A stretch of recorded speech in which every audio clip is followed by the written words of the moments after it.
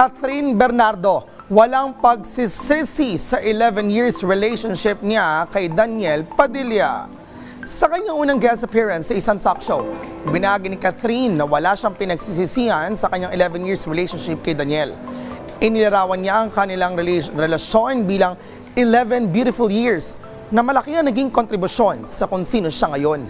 Quote-unquote, kung ano yung nakikita nyo sa akin ngayon, ang laking part nun ay yung 11 years na yon. Dagdag pa niya, marami siyang natutuhan sa kanyang past relationship.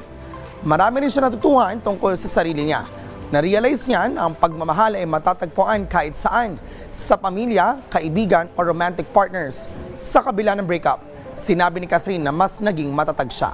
Unang kinumpirma ng dalawa ang kanilang relasyon noong 2018. Ang breakup rumors ay nagsimula noong 2023 at kinumpirma nila ang kanilang pag-iwalay noong Nobyembre ng parehong taon.